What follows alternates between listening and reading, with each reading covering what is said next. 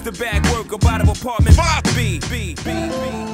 You're now tuned into the Apartment 5B podcast, where we chop it up about hip-hop, R&B, sports, love and life.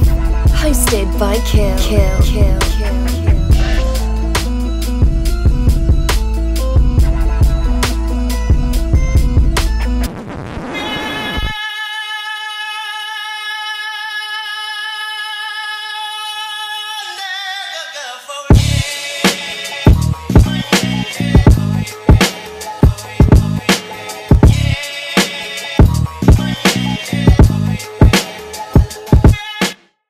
What's good? Y'all tuning in to the 5B podcast hosted by your man Kill. Man, I got my squad up here in effect with me today. I got my man Tone from Into the Dome. What's going on, bro? Everything love, baby. All right, no doubt. And yo, I got my man. We've been chopping up on Twitter for a minute. Definitely had to finally get him in on the show prayerfully. You know, we can start getting him in more often. I got my man Eddie out of LA. What's going on, fam? Yo, I'm good, man. Just glad to be chopping it up.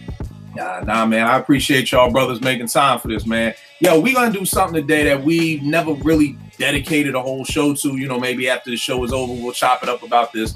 But, you know, I feel like we got two hip-hop albums on deck right now with Skyzoo's In Celebration of Us and with Evidence's Whether or Not. You know, two very dope MCs. We gonna sit here and kind of chop it up, review it, see what we give it, what we like about it, what we don't like about it, how many mics we give it. So like I said, normally we may do this at the end of an ep, but for me it was like, yo, it's very seldom, you know, that you get two dope albums around the same time that, you know, you could say, yo, they're lyricists. There's no shiny suit hoopla to this. It ain't no radio hoopla. It's just boom bap. So let's go ahead and jump into it. Let's start chopping it up let's go with Ev first.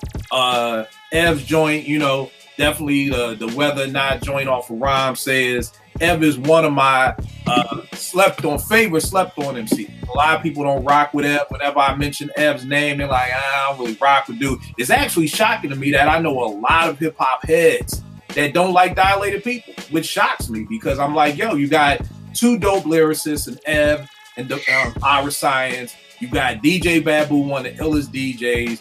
You know you're going to get hit in the head with some Alchemist bangers on there. So let me just even ask that, like, Tone, do you rock with Dilated Peoples or a big fan, not a fan, kind of, sort of? Yeah, you know what? They grew on me over the years, man. And I respect them because they have a lot of good work. You know, and I still think they still slept on. Evidence is slept on as an MC. Dilated is slept on as a group overall. But yeah, I dig them, man. I rock with them. All right, no doubt. Eddie, what about you? Do you rock with Dilated? You know, I think it was their second album that had Live on Stage and Worst Comes to Worst. The expansion. That album I was definitely feeling. And I want to say it was like the next album after that when they put out that joint with Kanye. Yeah. That kind of put me off a little bit. Like I felt like they were trying to put out like a Get By type part 2, somewhat. And after that, I didn't really rock. And aside from that, like I thought Ev was definitely the dopest MC in the group. Mm-hmm. But you know, I never thought to check his solo stuff. I mean, to me, it was I don't know, man. It just didn't stick with me beyond that. All right, no doubt. Let me put this disclaimer out there too, because people know me. I'm very honest with hip hop, honest to a fault. So whenever people send me music, like he'll tell me what you think about this, I'm like, I ain't my G, but I'm gonna be honest with you. Yo, this is no disrespect to any of these two MCs. Like, you know what I mean? I know everybody is super sensitive right now, and either you love, if you don't love it, then you a hater or whatever like that. Yo, there's no disrespect to Skyzoo or Ev. If we like it, if we don't, it's just opinion of hip hop heads. You know what I mean? Like, I feel like we need to have more honest opinions on stuff and for people to have more of an honest ear to take it in and listen to it so that we could get doper music. You know what I mean? I feel like, you know, a lot of these MCs have a whole bunch of yes men around them. So it's like, yo, you know, whatever, this dude could just breathe on a beat for 20 minutes. And it's like, yeah, that's just crazy, son. You just breathing like nah, you got to rhyme. So I just want to put that disclaimer out there because everybody be like, oh, Kill, you hate Ninth. And I'm like, yo, then it could be nothing further from the truth. Just because I don't think he deserves the top 5 producer of all time slot doesn't mean I don't like him. But again, in 2018, that's how people perceive. So just want to throw that out there. So depending on who likes it, who don't like it, it ain't no beef. We respect both these people as MCs and what they do for the culture. But, you know, even people who do great things for the culture can still drop a brick every now and then. So that's all. The greatest ball player in the world can have a bad game. You know, LeBron has had a bad game. That nigga's had bad playoff series, you know. So it's doable. You know, it doesn't mean you a LeBron. You don't like LeBron if you say, yo, he had a fucked up game. No, it just means he had a bad game. So just want to put that disclaimer out there. So, yo, Tone, starting with Evs, whether or not, what were your first impressions of it when you first popped it in? When I popped it in, well, the production was the first thing. I mean, yeah, I'm a lyricist person, but the production stood out, you know, with Knots and Primo, Evidence himself, Ill Mind, you know, Alchemist, what have you. I was like, man, as I skimmed through, because I always skim first, then I go back and actually do the knowledge. And I listen to each song and each verse. But as I skimmed my initial people of the album, I was like, man, these beats banging, man. You know what I'm saying? Got some boom bap to it. You know what I'm saying? My kind of hip hop to ride to in the car. You know what I'm saying? So my first impression was like, yo, I like the production. All right. Okay. What about you, Ed? I mean, to be honest, yeah, I didn't have really any expectations, but that first track, man, like that's a way to set it. Because you know, coming in with no expectations, haven't really heard too much of his other stuff, and that beat. And then he was coming with bars. I mean, you know, you could say Ev, you know, he got that slow flow. He got a really unique voice, man, but he was hitting with them one-liners. Like, that was a dope way. Yeah, that was a song, The Factory. The Factory is a very dope song, man. I can't even think of a better way to start an album off, man. I mean, it set the tone and the mood for the whole project. Yeah, no doubt. And the funny thing is that you brought up a good point with expectation. And I always think that leads so much into how you view something. Whether you view a movie, whether you view a date, whether you view an album. If you go out with a shorty and there's zero expectations and it turns out to be a good night, that's dope. You know what I mean? If you had some super high expectations, you know what I mean? So the expectations are different. Like, whereas for me, I've been rocking with F solo work since, you know, Cats and Dogs and the first joint he had out, The Weatherman, and all his EPs. So my expectations for this joint was like super high. Like, I'm like, all right, you know, I always felt like Ev's albums were always dope, but they were always like missing that punch for me that really put it over the edge to make this be something that's not going to leave my rotation. So whereas I'm like, okay, boom, this like his third, fourth solo album. I feel like I'm going to get it now. But my first expectations of it was like, yo, it's a solid album. I had heard To Throw It All Away. He had dropped that like maybe back in November as a single.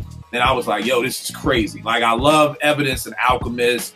For those who don't know, they have a group called the Step Brothers, and they got an album out doing that. So I always love their chemistry when they get together. I love that. And then when I heard the Knots joint, Jim Dean, I was like, yo, that just set my expectations to a whole nother level. Cause I'm like, all right, I think this time, maybe Ev got it this time, you know?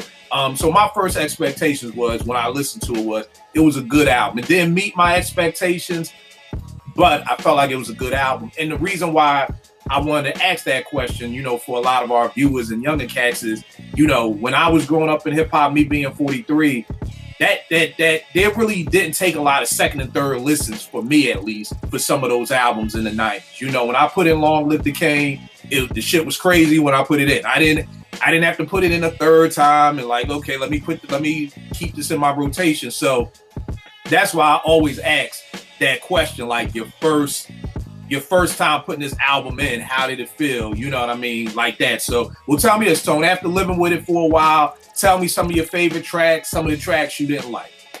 Well, again, like my man said, I like The Factory. I thought that was a dope way to start the album off. And I'm real big on how you start and how you end an album. You know what I'm saying? So that's key to me.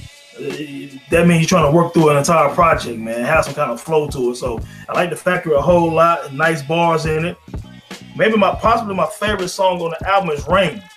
You know what I'm saying? That joint Rain was crazy. I think every MC should have a song like Rain on their album. What I mean by that is open. It's an open, honest, thought-provoking type of track. And I think true MCs should at least have one track where they're going deeper than just, you know, whatever the fad is, or I'm on the block, or whatever the case may be. Yeah, show me some of yourself.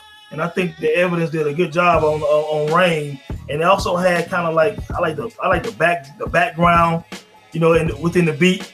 I mean, it's a feel good joint, man. So that joint I like a lot. Let me see, I wrote something down about that too. I like Love Is a Funny Thing, featuring Styles P, Rhapsody, and Crisis. I thought that was a real dope song.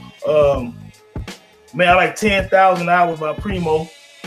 Those probably more or less my favorite tracks on there. Man, to be honest with you, man, it wasn't too many tracks I didn't necessarily like. I just like some better than others. You know what I'm saying? So I don't really have one I say, man, that track really ain't that hot. I thought it was either solid or a pretty good track. You know what I'm saying? I think that says a lot about him in my regard, because, you know, I didn't really have big expectations because I'm not a huge Evidence fan. I mean, I'm a fan in terms of I like Dilated People. I think he's a good MC. You know what I'm saying? Very solid. But I didn't go into it like, man, I wonder if this is gonna be a four and a half mic album. I wasn't thinking like that. I was like hoping for a solid project. I think he did a good job throughout. I don't think there's a whack song on the album. It's just something that I say, you know, I'm not gonna just keep listening to it. Just have like replay value for me, but it's still solid. Right. And I can feel somebody else liked it better than I do. You know what I'm saying? But overall, I thought it was, you know, just a solid album with a couple of pretty good bangers on it. All right, no doubt, no doubt. What about you, Eddie? Yeah, so for me, it's funny because some of the tracks that he said he really thought were dope were the ones that kind of had me like, eh. But I'll start with what I was really feeling. I already said The Factory, Throw It All Away, dope. Jim Dean, Jim Dean, I saw the video before the album came out, and that kind of put me on like, okay, maybe I need to check this out. But my favorite track on the album gotta be Runners featuring the Fari. I mean, just the back and forth, how they go with that, the bars. That to me was my favorite. Bad Publicity, following that up, was dope.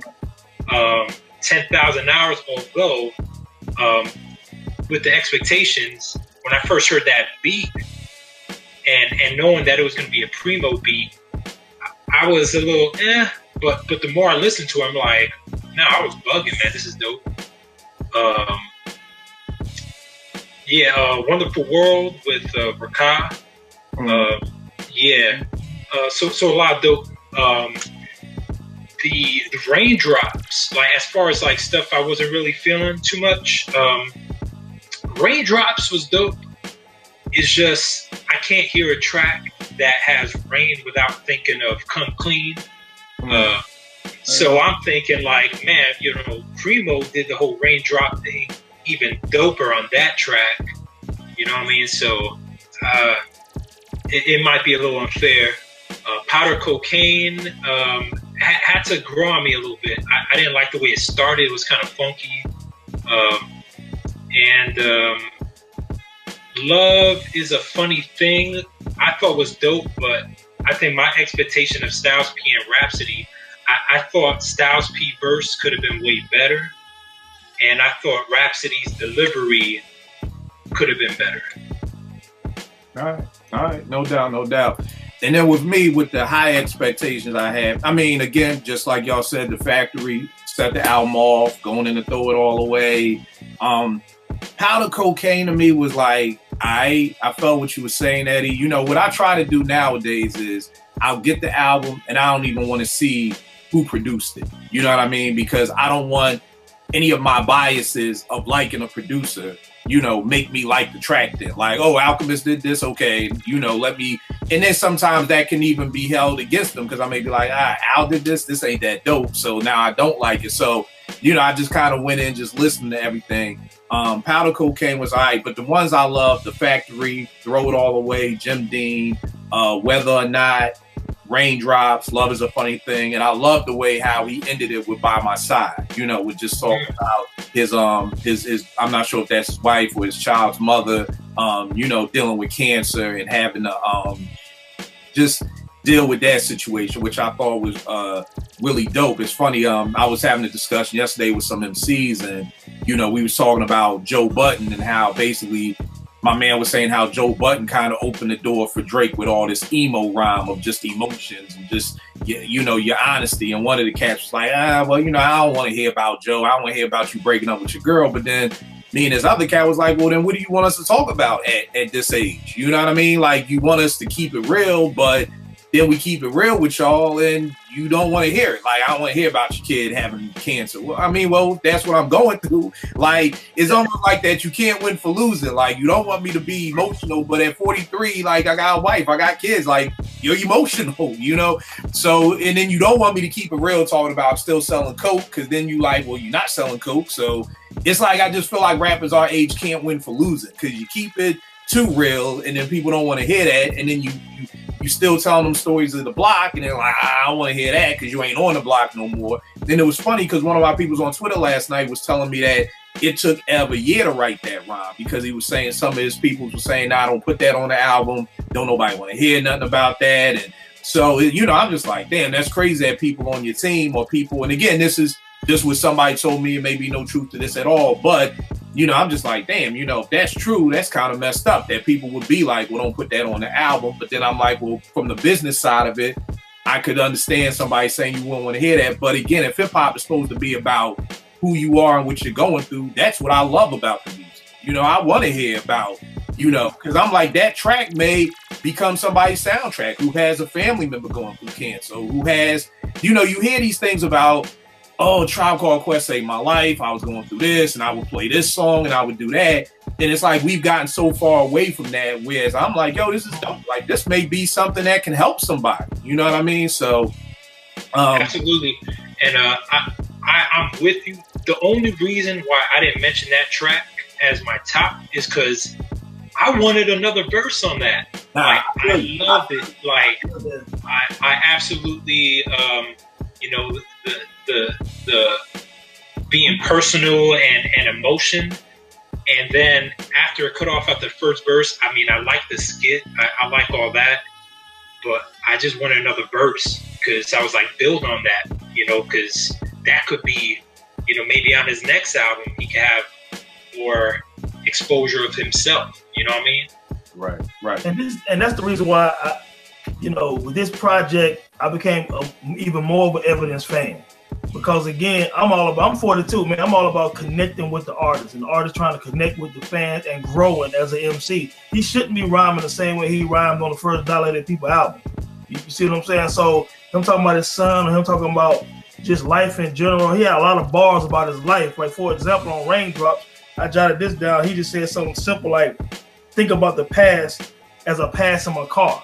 Now, that can mean a whole lot of things. He could be driving back through his old neighborhood, looking at how his life was and how he's grown as a man, as a person. You know what I mean? Or you drive looking at your rear view, like Pac's song, looking at the rear view. You know what I'm saying? So for me, it's that connection. You know, people like Tupac because whether he was acting some and wilding out some, he had tracks where he connected with people because he gave a piece of himself. DMX, he's felt. You know, I've seen DMX in concert a few times, and people generally rock with DMX. Right. Like, when you see him in trouble with the law and stuff like that, you like, come on, fam, get it together, baby, because you got that connection with X. Eminem fans, I'm a fan of M to a degree, but his true fans, they love him because he really gave you a piece of his life for real. Right. You know what I'm saying? So the artist that was able, even with Jay-Z always had a shield up. And then with this 444 whatever, like it or not, he said some stuff you didn't expect Jay-Z to say. Right. About his life, his family, his wife, his kids, yada yada. Jigga didn't do that. Right. Because Jigga was a dope boy. You know what I'm saying? He didn't give you that piece of himself. So I love the growth, man. So that's the part about Evidence I did like, man. I see the growth in him as an MC, opening up and things like that, make him a more complete artist. So, you know, I feel you on that, my man, Eddie. And the thing is, too, kind of like what you're saying about that, is to me, that's always been the reason why hip hop was so dope. You know what I mean? Because like you said, even with Jay-Z, even though he didn't open up, you felt a connection. Because guess what? If you was from Brooklyn and Jay from Brooklyn, there's a connection. You know, Jay ain't have his pop around, you ain't have your pop around, connection. Jay sold dope, you sold dope, connection. You know, it's why I believe that people love hip hop so much. You know, I've seen people literally have fights over, I'm talking fist fights, like fucking up people's cribs over who better, Big or Jay. And I'm like, y'all niggas is in here rumbling over two dudes you've never met and probably never will be. You know what I mean? But y'all are literally, because you feel that connection with them. And I feel like, you know, that's maybe where hip hop has gotten away from. And that's why I love music like that. I love MCs like Fonte, or, you know, I got it from Mr. Funky from Lords of the Underground. He's the first person I ever heard say this a couple of years ago, was you need that adult contemporary hip hop. You know, like I know when I was growing up in Philly, you had Power 99, which was the young boy station. That's where you heard the Jodeci and all, you know, all of that. And then you had WDAS, which was adult contemporary that played the Anita Baker, the Luther Vandross. That was the stuff that my pop listened to. You know what I mean? And I feel like that's what we don't have. We don't have enough adult contemporary hip hop where you have Fonte saying things like, yo, you really gonna throw it all the way to this for this girl on IG? You know, like that's an ill lie. Like, yo, you really gonna throw your whole family away for some chick DM you on IG? Right. You know, it's something that somebody could relate to. Or on Fonte's Charity Starts at Home, he like, yo, bro, go home. It's 4 a.m. in the morning. Ain't nothing open, like ain't nothing out here for you. Like, that may just be something that you may never know. A dude may be driving to go do some dirt and be like, man, you know what? Let me go back home to my family. Like, so that's the type of music that I want to hear. So like I said, it was just shocking. It could just be a story. I don't know if it's true or not, what my man was saying, how people was telling him to not put this on the album. And I was thinking that it could be possible he didn't do a second verse, because I'm sure to get through this rhyme had to be hard. You know what I mean? To get through it, you know, you ask people to talk about somebody in their family dying, you know, they're going to tear up. You know, it's going to be a hard process. So I'm assuming maybe that could be why, you know, it was only one verse. But I really love that. And I love that being the ending to the album, you know, because I had to go back and listen to it a couple of times, because I'm just like, I know his mom passed away a couple of years ago. I'm not sure how. So, you know, I had to just go back and listen to it a couple of times. You made me think of something, Kill. Not to get off, but because I definitely love when MCs get personal. But I was thinking about like Joe Budden.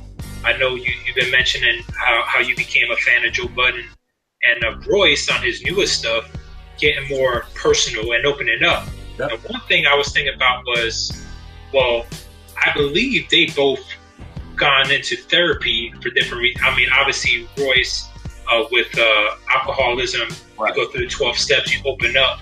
So men, like brown men, you know, we don't really like grow up to feel like we could really talk about things, you know, or we're called weak for wanting to share our feelings like that. But you start going into therapy or something where you need to open it up, and you start getting that kind of content. You know what I mean? So, but someone like Fonte, I mean, I feel like Fonte was doing that from the beginning. You know what I mean? He had that on the Minstrel Show. He had that cut All For You when he was talking about his dad's relationship with him, and then his relationship with his kid, and like, Pops, how could I, you know, because you couldn't maintain, I did the same thing. You know what I mean? So. Right. Nah, man, I think that's a great point. I know when Primo was saying they started working on the Prime album, the whole thing was, I ain't never heard Royce rhyme without drinking. You know, so I don't know I don't know if this dude is still nice. You know what I mean? Which I didn't even put together at that time or point. But, you know, to be honest with y'all, Prime is some of my favorite Royce bars. Like, I thought he just spazzed out on Prime. Yeah. And then coming with the layers, and then coming with the album, and then even, you know, the Bar Exam 4. So I feel like this sober Royce is the best Royce, you know what I mean? Like, so looking at it from that aspect is dope. But then, like you said too, just as men, we're not taught to open up. And it's one of those things, and that's why I think, like, I can't tell y'all how many people get at me on Twitter and IG on like a daily basis, like asking for advice and different perspectives. You know, people, my man hit me the other day. He said I could put it out there. Cash hit me. He was having, you know, an issue with his daughter. He called me like, yo, man, hit me. I need some, you know, some advice. And I lead a men's group in the hood where I teach at. And what I'm always teaching these men is, you know, you got somebody who you can call to run ball with. You got somebody you can call to talk sports with. You got somebody you could call if you get into some beef. But do you have somebody in your phone who you could call for some solid advice?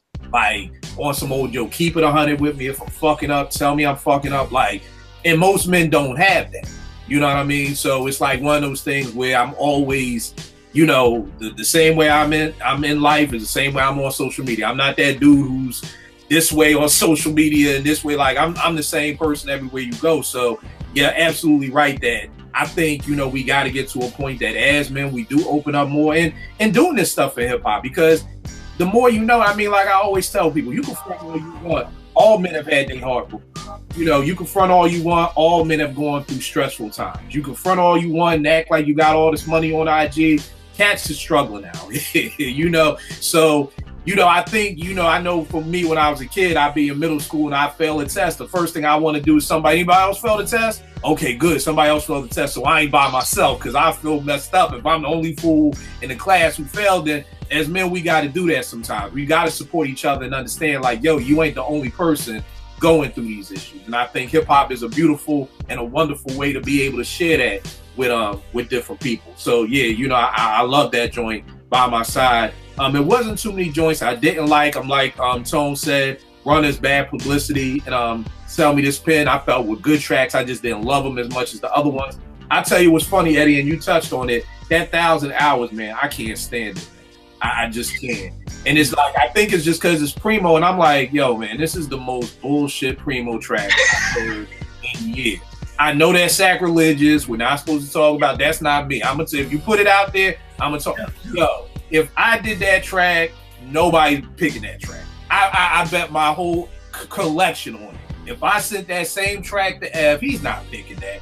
That's that old, it's Primo, we gotta use it, you know, cause that, yo, the joint he did for Ev on Cats and Dogs, if cats haven't heard it, it's called You. Google YouTube You. It's night and day from that 1,000 Hours. It's dope. It's dope. Yeah, coming off of You, I'm like, okay, bet. Like I'm like, okay, let's go. And I hear that, I'm like, come on. Like that to me may be the most laziest Primo track I've heard in years. And I see, and the funny thing is, I like the track. You know what I'm saying? But then, I'm also like comparing it to the joints from Cats and Dogs, the U joint. Right. I'm not even putting them together. It's not as dope as that track, of course. But I thought it was solid for the album. It is a Primo cut, not like one of his bangers. You know what I'm saying? You know, it's on a lower tier of what I would think a Primo track would be. Right. You know what I'm saying? But I thought it was pretty dope. You're a little harder on it than I am. If I called it whack, I didn't mean that. I don't mean it. I want to make sure I'm choosing my words right. Whack to me is just horrible. It's not whack. It's just not. It's what you said. It's on a lower tier. It's like when you decide to take your kid to go see LeBron play and he only got 10 points. It's like you see LeBron's name, you expect him, you want to see greatness. When Steph Curry come to town, you hoping he'll drop 40 and hit some crazy shots. So those are my expectations when I see Produced by Premier. You know what I mean? So you may leave the stadium with your kid like, yeah, I know Bron ain't really put it down, like he just had a bad game. So you're absolutely right. It's not whack. I want to be careful in choosing my words. It's just not, it's exactly like you said, so it's not the high tier of when I think of a Premier track. So I was let down from it. But tell me this, how many mics do you give it? And does it have that replay value? And what I mean by that is, can you see yourself 2-3 months from now being like, yo, let me pull out that Evidence joint again? You know what I mean? Like, I know for me, Sci-Hi the Prince, and right now Conway the GOAT, I can't take them out. I'm listening to both them albums, and I can sit here and tell you I'm gonna be listening to Sci-Hi, No Dope on Sundays for the rest of my life. Like, I literally listen to that album at least once a week. Every week I get another favorite song off of it. Is it 5 mics to you? Yeah. I gave it 5 mics when we did that show, because that's right, you did. For me, I haven't had that rewind factor since Jay-Z's Reasonable Doubt. So let me ask you this. From a new artist. Not saying, so just the same way Jay dropped Reasonable Doubt, that was his first album, and Sci-Hi dropping this is his first album, not mixtape. I haven't heard a debut album since 1996 with Reasonable Doubt where I had to rewind it so many times to be like, yo, did that nigga say that? Yo, did he say that? Yo, did he say that? Like, I didn't even know my car could rewind because it's like some old touch screen. My wife had to show me, yeah, you could rewind it like this, because I was having to go back. So that is the same factor of back in the day when I had to rewind the tape deck. Like, yo, did Jay just say that? Like, yo, did Sci-Hi just say that? Like, yeah. But what were you gonna say, Tom? Before, I get what you're saying. So before this Sci-Hi album, what was the last Five Mike album you heard?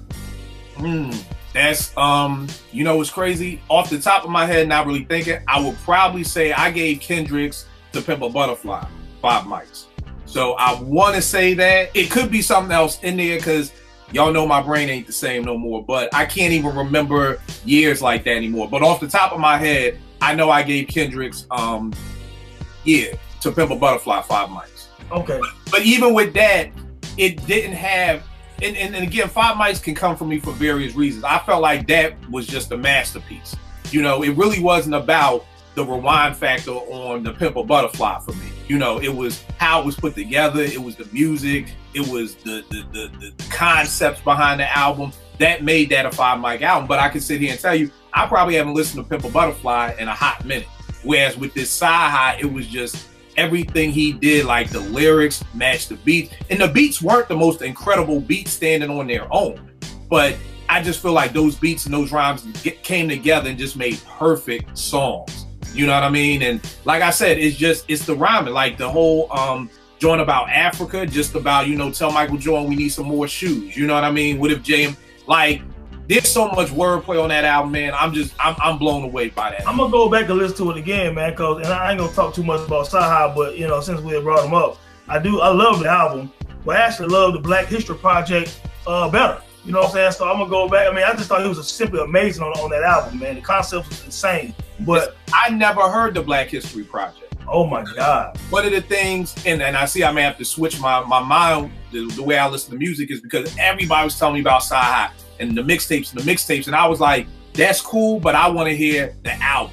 You know, I'm okay, because I like with mixtapes sometimes, like I feel like it's like and one, and people will always call me, people like, yo, Kills this cat out in Brooklyn, man, he nice, and then he get to college and he's subpar. So I'm like, I'm always waiting for the album. I'm waiting. When I say album, it's like this: the Black History Project is all original beats. Like he's not rhyming over a Biggie beat or a Common beat. No, they're all original tracks. You know what I'm saying? So that's why when I look at the new age of mixtapes, they basically album. Right. You know what I'm saying? So the Black History Project is basically an album, but not an official debut on a record label type thing.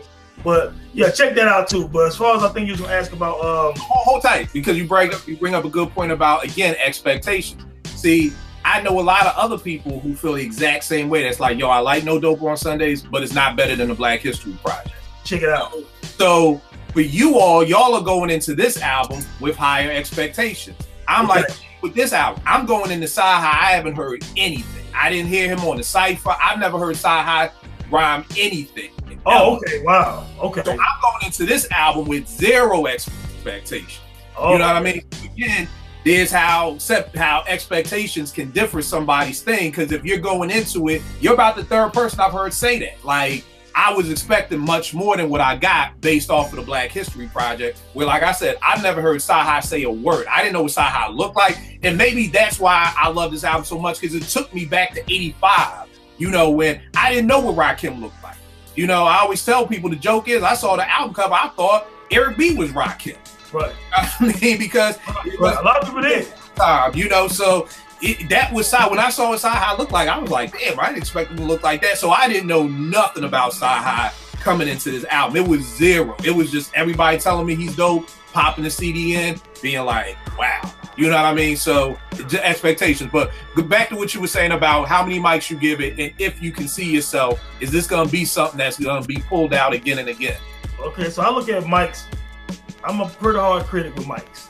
So let me preface that by saying that. Me too, brother. Me too. Every hot album I hear is not 5 mics to me. You know what I'm saying? I really hold that 5 mic at such a high standard when I think about the Chronic and 36 Chambers and Paid in Full and all of that shit. That's the way I look at it. Even on up to now, some of the newer work that I consider classic. Not many. But as far as evidence, I give it 3.5. Okay. I think that's a very solid album. It's a very solid rating. Good bars, nice concepts. I like the production. He's not a fascinating MC, and what I mean by that is his replay value will be pretty minimal to me. I'll listen to it every now and then. But fascinating MCs to me is someone like Most Def, who is very dynamic on the mic. I'm gonna keep rewinding his verses. Like I have Black on Both Sides in the car right now. You know, it came out in 1999. I still listen to it and still catch jewels in it in 2018. Right. You know what I'm saying? Because he's so dynamic as an MC. It's like Andre and Pharoah Monch and people like that. So Evidence is. For 1 second, but man, yo, when you talk about Most, I was just listening to I did this Best of Black Star mixtape, and that joint Little Brother that Dilla did for them. And Most says this line, I tell my kids all the time: where you at, I've been, and where you been, I left. Like, to me, that's such a dope line. Like, where you at, I already been there. Y'all think y'all know, and where you been, I left. Like, that's such a dope line to me, you know. But I'm my bad. Back to what you said. No, you good. So you know, so Evidence is solid. I like what it represents. I think it represents hip hop well. He's done that as a solo artist and with Dilated People. So I got a lot of respect for him. So I'm gonna give that whether or not 3.5, man. I think he did a pretty good job. All right, now what's your replay value on? Can you see yourself 2-3 months down the line being like, yo, let me pop that Evidence back in? The fact that I can't even answer that shows you that it's gonna probably be minimal. You know what I'm saying? I do think it's dope. Every now and then I slide in when I put some joints in the ride, but no, it's not gonna be the way you felt about Sci-Hi joint or you know some of the other joints that came out. It's not gonna be like, oh, I have to throw this in to get that fix. You know what I'm saying? On my way to the office or something like that. So you know, a little bit of replay, but not much. All right, no doubt. What about you, Eddie? How many mics and what's the replay value?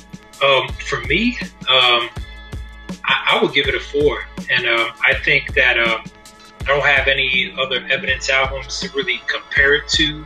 I mean, I've heard songs here and there, but yeah, man, I think the production is there, and you know, his flow on it. I mean, he switches it up a little bit on some tracks. The features are really dope. Yeah, I just think there's not really a skippable track here for me, and it's because I don't have any other Evidence albums in my rotation. I think he's, to me, unique enough that I get that. All right, let me throw this on. But you don't know, man.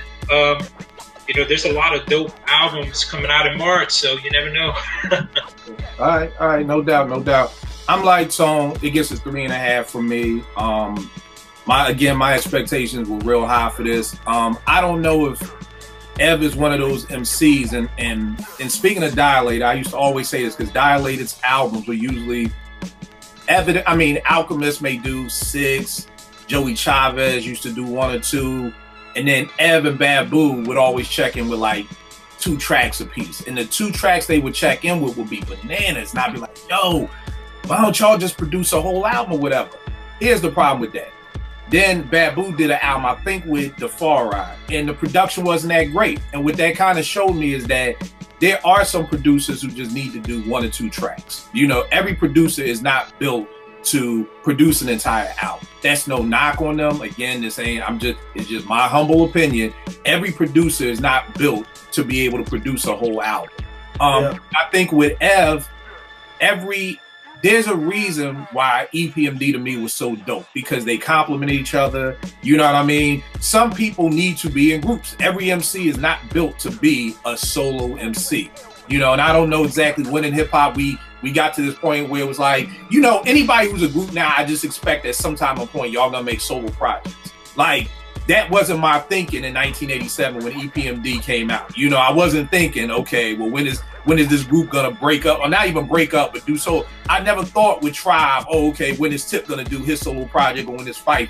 I don't know when that came in hip hop, but I don't think every MC can be a solo MC. There's a big difference between writing a 16 and then maybe writing an 8 that you go back and forth with somebody with, and having to write 3 16s. Yeah. 15 times. Like, that's a lot, you know?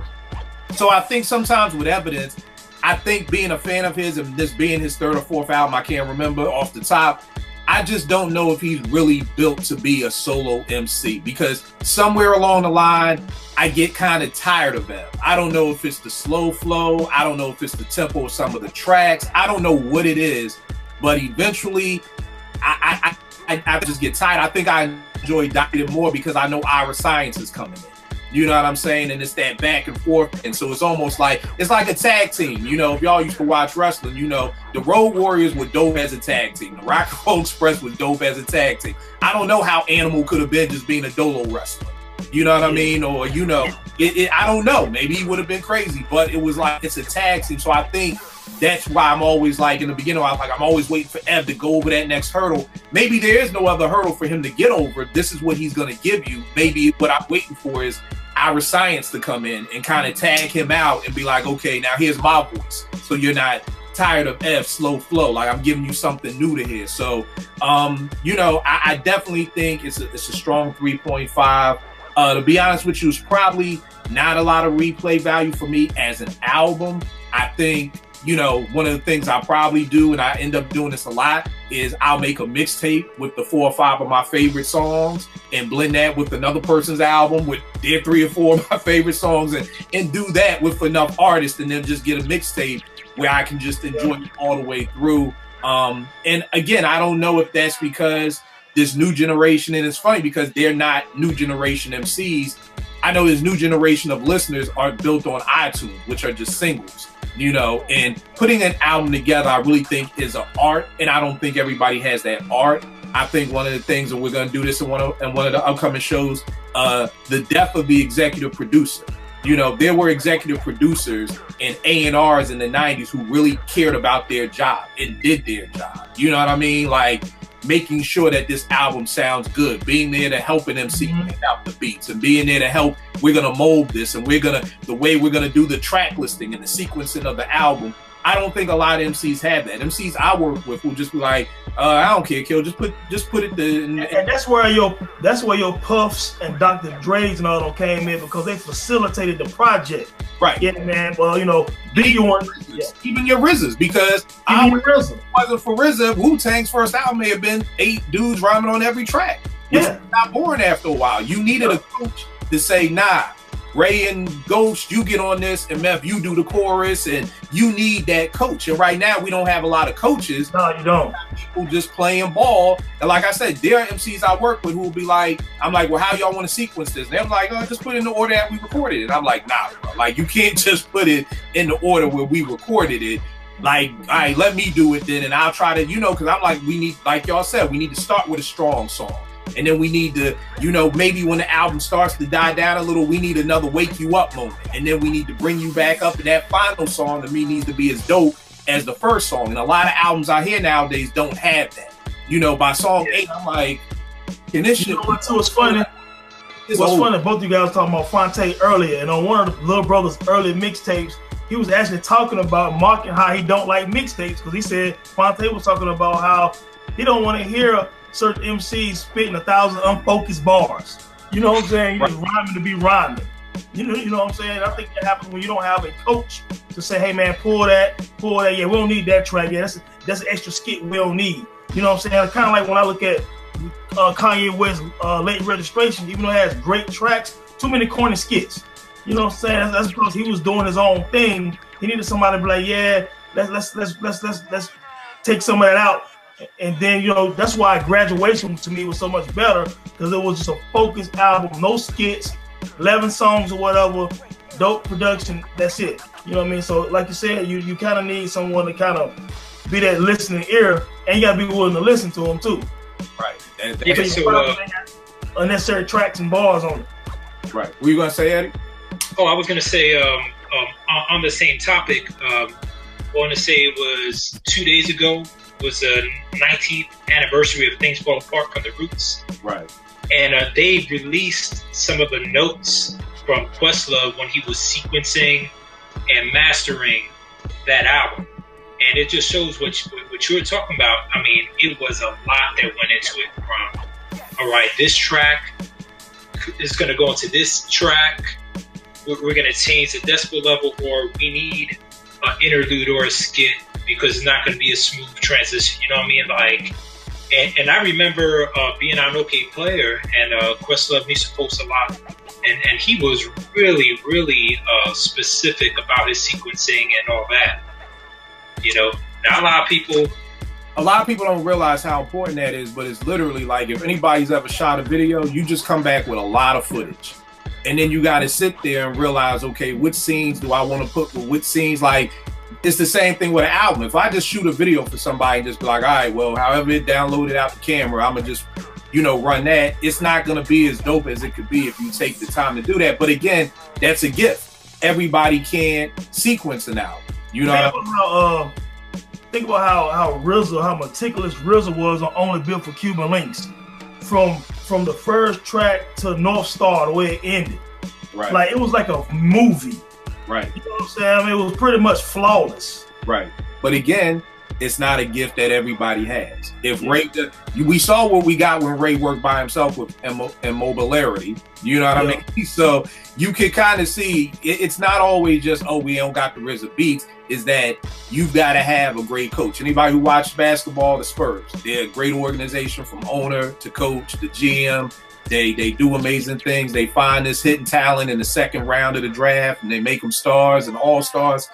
It takes that, and it's obvious that every team in the NBA don't have the same structure. Same thing in hip-hop.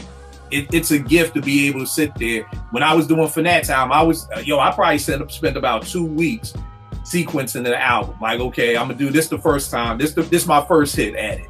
Take it, ride with it for a week. Nah, I don't like how that song blends into that song. Nah, trash that CD. Let's go back. Let's figure this out. Because I said I never want nobody to feel like in the middle of the album, you're like, when is this shit gonna be over?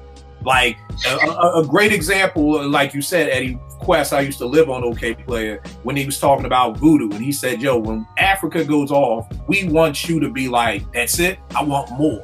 Like, that's the key. Like, I want, when this album ends, I want people to be mad. Like, that's it? We got to start over again? Like, where's the, I don't want, and there's so many albums I hear nowadays, I'll be so fucking bored. Like, yo, is this shit over yet? Like, and that's not, like, the way the album starts off, it needs to end just as hype. Most times I'll save the hypest, dopest song for the last song.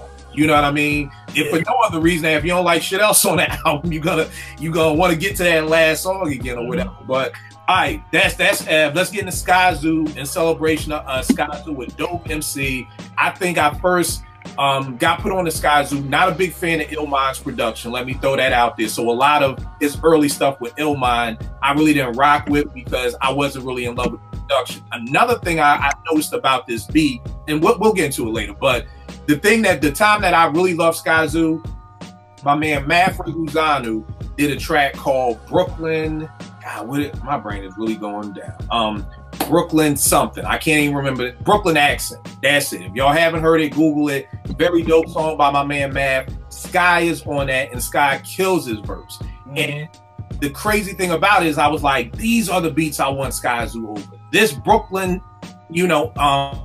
accent joint, like Sky just sounded so dope, and that was my first time getting put on the Skyzoo. I love the Barrel Brothers album. To be honest, I've never been a big fan of a Skyzoo album because the production never really grabbed me enough to pull me in. Very dope lyricist, but me being a producer, if the production doesn't grab me, it's kind of hard for me to get into. I hear everybody talking about the album he did with the people sitting on the brownstone, the cartoons, and people love Skyzoo. Again, just for me, never been a big fan of the beat. So like Eddie, with Ev coming into this album, I had no expectations.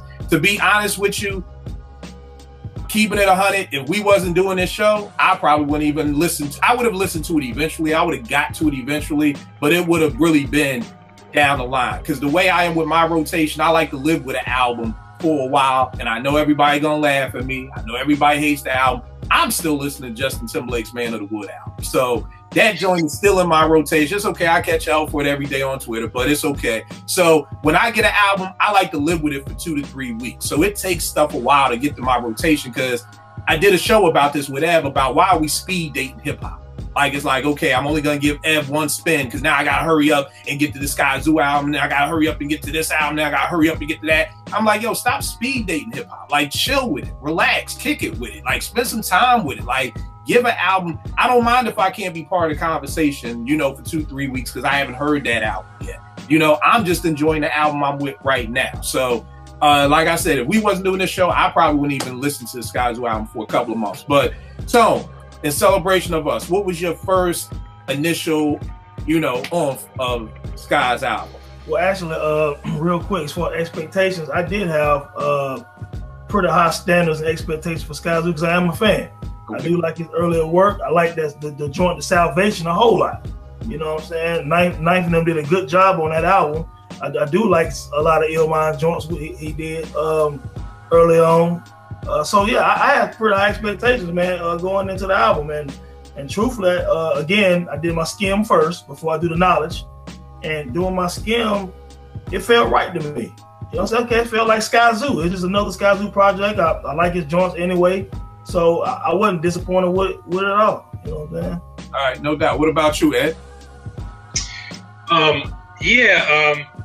first impression of, well, let me rewind that about expectations. My first Skyzoo full album, I had heard some tracks here and there. My first full album I heard, the same one you were talking about with the Brownstone, Music for My Friends. Yeah. And I thought, I thought that album was dope. I thought the features and production was dope, and good sequence and all that. So I was like, all right. But to be honest, after that album, I didn't really feel like he had.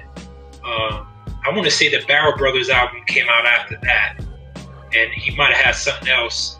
And I didn't really feel. Oh no, he had the one with Apollo Brown as well, right? Yeah. He had an album, and those albums, I didn't really feel like jumping at. And to be honest, I haven't really still dug into them albums. So this one, I was hearing a lot. I thought the production was dope, but the first song, it was just so much to unpack, and that just kind of put a little bit of a sour taste in my mouth. Just stuck on that first song, just trying to unpack it. Right. All right. Cool. And it's funny. My initial intake of it was let me do the same thing that song did. Just let me skim through it. First joint was I ain't like it. First initial listen was I ain't like it. You know.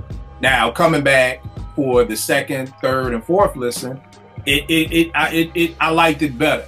And one of the things that I can say that I learned about, well, you know what? I'll save that till we come back to me. So Tone, liked the first initial spin. What are some of your favorite songs you don't like? Yeah, see, ironically, unlike you and Eddie, I love the first track. You know what I'm saying? That joint, everybody's fine. You know, I actually thought it set the album on pretty good, nice vibe, kind of jazzy feel. I'm a sucker for jazz. I'm a jazz music aficionado, I like to say. So I kind of like the jazz feel of the song, man. So I thought that joint was pretty dope. I like that Crown Holder. Illmind did that. He flipped that Soho song, Hot Music. You know what I'm saying? That was a big joint back when I was in college. You know what I'm saying? But I like the way he flipped it. I like the way Skyzoo rolled that beat, man. His voice, he really rolled that track real nice, man. You know what I'm saying? So I thought that was real dope. I like my favorite track might be Forever and a Day. Forever and a Day was real dope. I'm not sure who that guy is, the producer, Mark Infinite or something like that, but he really put something in that beat, man. And one thing about Skyzoo, outside of the joints he's done with Knots and Illmind and Knife and all them, he always had these guys I never heard of who always have some pretty dope beats to me.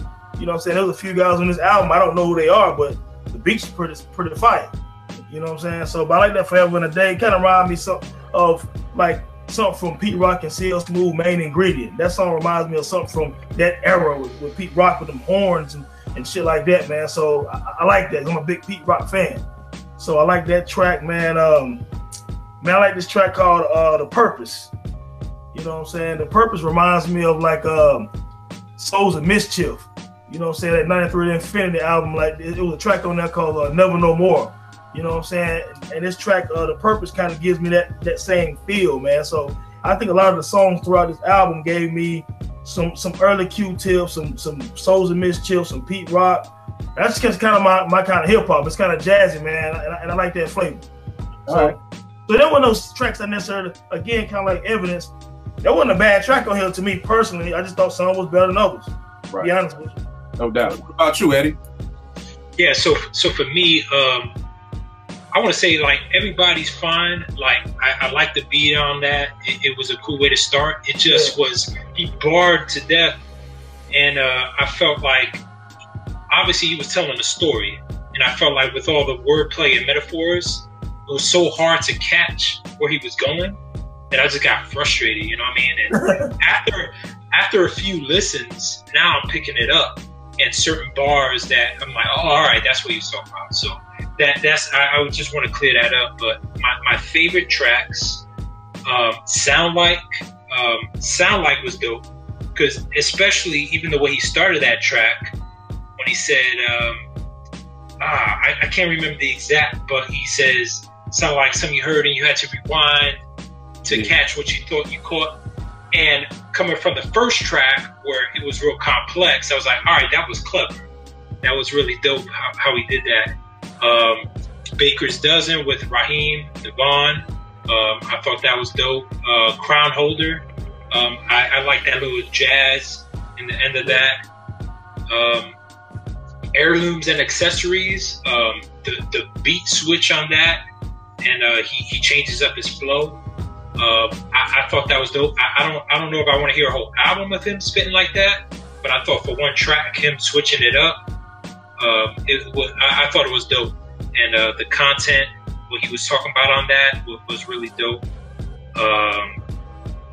But Love Is Love, he had that sample that Common used on, what album was that? That was the album he did with No ID. Yeah, the one he did, the one about Chicago. What was that called? Nobody's Smiling. Nobody's Smiling. Nobody's Smiling. Prime used it too, and they used it on that Prime album. Yeah, the Prime. Yeah, exactly. So I saw the way he flipped it. You know, I actually thought Primo flipped it better, but I still like that sample. I thought it was dope. Black Sambo was dope. Stick Up Tape, Hoodie Season. From the latter part, the tracks I didn't like, honestly, Parks and Recreation, I see what they were going for. You know, the sample and got the birds, but that was sleepy. And then when Saba comes in, the tone of her voice, honestly, that was putting me to sleep, man. I'm sorry. Collateral, following that up with Collateral, which was still mellow and chill. I mean, I wasn't really trying to hear that. So to be honest, I kind of checked out from that up until Stick Up Tape. And Forever and a Day, not a bad track. I mean, I just thought it was a little repetitive with the hook. But that's pretty much it, man. All right, no doubt. And the thing with me with this, Sounds Like it's funny, man. When my first initial reaction, Nick hit me, was like, yo, what you think? I was like, yo, I feel like I'm fucking stuck in a lost Tribe Called Quest Diggable Planet session from 1990. I'm like, God damn, man, did this nigga go back in time? And it was just too much jazzy shit for me on here. But I like Sounds Like, and I like Baker's Dozen, which are both heavy jazz. Crown Holder, same thing like Tone. I thought it was dope. I remember that song from my college days at Morgan State, so definitely brought back memories.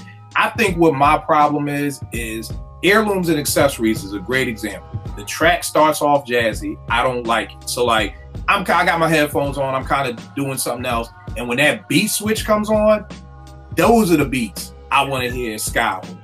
Like that was it right there. Like, it was like a switch going off in my mind on like why I'm not a big Skyzoo fan or why I'm not feeling this album so far.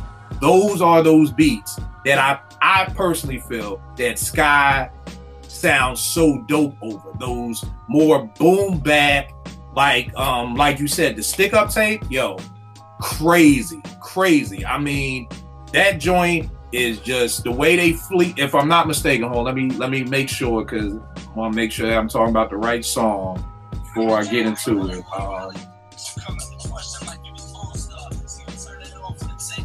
Yeah, they flipped. Whoever did this, who did this song? Because I don't even know the producers. Do you know who did the Stick Up Tape? No, I had it right here, and I hit the wrong. Don't worry about it. they used the Heat Wave Star of the Story sample, which is one of my favorite songs that Tribe used for it's on Low End Theory. The way they freaked it, like, that is what I want to hear Sky over. Honor Amongst Thieves. I love the story about him talking about his dad, and you know, same thing we were talking about with Evidence. Amazing way to end the album. I love how he did the song with the story, and then kind of had like a piece of the interview with him wondering why he couldn't go to school in the neighborhood and just breaking down his childhood. It just made me like Sky that much more. But again, I think my biggest beef with this album is just a lot of the beats, again, aren't whack. It's kind of like my man sent me a script a while ago, and I read it. He was like, I really want your opinion. I said, fam, I think the script is good, but it's not for me. And what I meant by that was like, it was like a romance movie, and not like a Love Jones Love and Basketball type romance movie. It's like one of them, the Notebook, one of those movies. Those movies just don't speak to me. They could win awards, they may have wonderful acting, but it's just not for me. It's like, I don't like country music. It's not for me. You know what I mean? So those jazzy beats, they're not whack. They're just not for me. You know what I mean? I love hearing Sky over those Honor Amongst Thieves, stick-up tapes, Love Is Love, the second part of Heirlooms and Accessories. Like, that's the Sky that I want. And I think I really started to enjoy Sky over the Barrel Brothers album. And I think it was, again, maybe him and Torre going back and forth. There's a track on the Barrel Brothers album where they flip it, and he's talking about the first time he got some in Jamaica, Queens. And it's like, I like him over those harder beats. So I think that's what... Huh? Oh, I didn't mean to cut you off, bro. So have you heard Skyzoo join A Dream Deferred? Nah, I haven't. So I think that would be a recommendation I would give you. If you like kind of over those kind of boom bap type joints or whatever. Dream Deferred has that for you. You know what I mean? I promise you that you'll probably love that joint. That's probably my second or third favorite project by Skyzoo, man. So yeah, check that out. A Dream Deferred, man. You won't be mad. All right, bet. And I think, because I think this is a very dope album, but like I said, like the purpose to me, the singing, like I don't like Shorty's voice, so again, it to me, this album almost mirrors the Evidence album. There's really no song that I'm like, I don't like, you know what I'm saying, straight up and down. It's just like, yo, if I had the sounds like Baker Dozen, Crown Holders, forget the first part of Heirlooms and Accessories, Love Is Love, Stick Up, Honor Amongst Thieves, I love this album even more. But Tone, on that note, what do you give it? How many mics? And what's the replay value for it? Okay, so for me personally, let me again preface my style.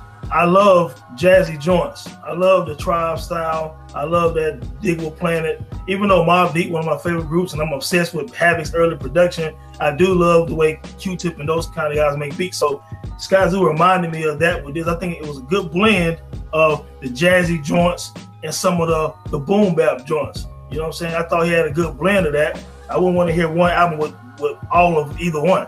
You know what I'm saying? So I think that's the reason why I do like this album a lot.